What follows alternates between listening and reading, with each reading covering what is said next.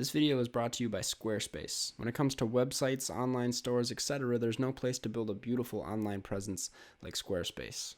After 3 videos and probably a bunch of mentions, I can safely say Spongebob has not only been a big part of this channel, but my life as well. I think it's a really creative show and it never missed the mark, but there's one episode in particular that I think about maybe once a week. That episode is Squid Ville. Now, when I caught Squid Ville at a young age, my reaction was always, Squidward's sad, and that still holds till this day. I think Squid Ville, in a very creative way, is addressing not only depression, but existentialism as well. Let's run through it. The episode starts with SpongeBob and Patrick playing with reef blowers. What starts as a fun way to pass time quickly turns into something more than that, something that annoys Squidward. They take the lines out of SpongeBob's house, the nose, mouth, and eventually eyes out of Squidward's. They turned what used to be a face, a personality, a soul, into nothing more than a rock, trapping Squid in this place of nothingness.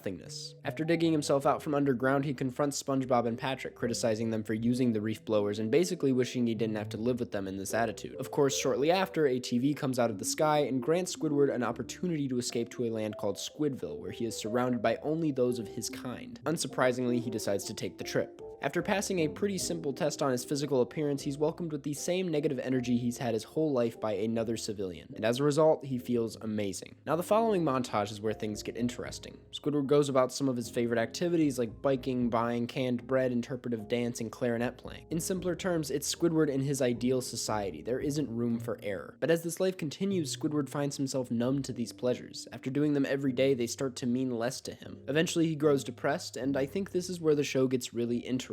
In less than a minute, the writers are able to capture a depressing part of life that everyone has to deal with. We as people, similar to Squidward, have this desire for pleasure/love or happiness, but this episode argues happiness can't exist on its own. By that I mean, even if Squidward eliminates everything that brings him anger and sadness, that feeling of dread is inevitable, which in my opinion applies to all of us. What is happiness if not a direct response to sadness? This episode isn't just stating the fact that Squidward is sad, it's exploring a definition for happiness and satisfaction in general, especially to someone dealing with depression. It criticizes this ideology that bringing yourself satisfaction is surrounding yourself in a setting fit just for you. I think we've all been in that place where we say, if only blank was blank, then everything would be fine. But life is an endless search for that next thing, and this episode is recognizing that. Even with these qualities, Squidward is still sad, so in a sense he's trapped and can never find that full happiness. But that's not on him, it still applies to everyone, us included. Much of this can be supported by looking at the ancient hedonists, very different from modern hedonists, who look at happiness not as a state of being, but as something made up of decisions we make. They find happiness in smaller moments, the way, say, SpongeBob and Patrick do. It's a way of thinking that SpongeBob clearly lives by. Even at something as debatably suffering as work, he finds moments of relief and enjoyment in pretty much every episode. Squidward, who clearly strives for a state of happiness, is only brought down further into his state of depression because he relies on his shortcomings in life around him as the excuse for not being happy,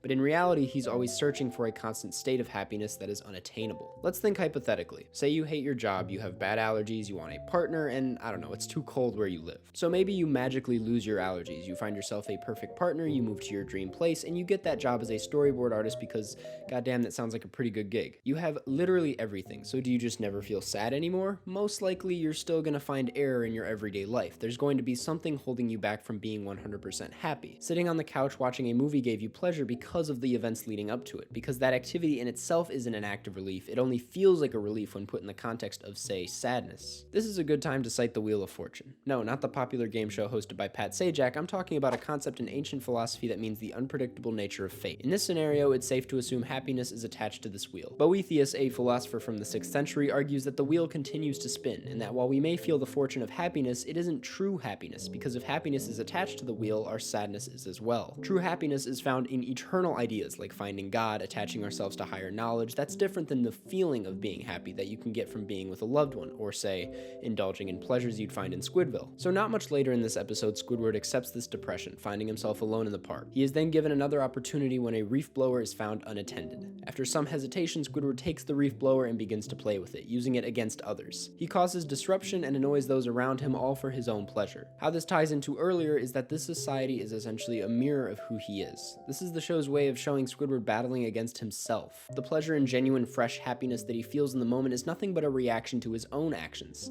It's a a feeling that only exists because of the bad. Now notice how I said feeling rather than a way of being. Squidward is aware of the harsh consequences that come from these actions, like being kicked out of the town, but in one of the few times in this entire series, Squidward thinks short term on what makes him happy. Rather than striving to reach a state of constant happiness, he appreciates the happy moments that he can get. But is this really a happy ending? I'd argue it's not. I can imagine it being impossible for Squidward to find joy and excitement out of most things after this. I mean, how would it feel to know anything good in your life that brings you happiness will eventually feel numb and bring you sadness? How depressing is it to feel unenthused about the only things that brought you joy, and the only way to find happiness is to disrupt things? And the funny thing is, it's not like Squid is alone. This is all of us. We're all Squidward in a certain sense if put into this hypothetical situation. Squid Ville is one of my favorite episodes of TV out there. It's impressive how much it does in only 12 minutes. Especially with the way the world currently is, I think it's moments like these that remind you of some of the simpler ways of finding happiness in life. Like, say, watching a YouTube video on Squid Ville or playing with a reef blower. So I'll end with this. Just remember that Spongebob is a great show. Achieving a constant state of happiness and fulfillment is unachievable. And what was the last thing? Oh yeah, this video is sponsored by Squarespace. You're probably self-isolating right now, and if you're not, you should. And if you're bored, maybe you should consider making a website, and why not do so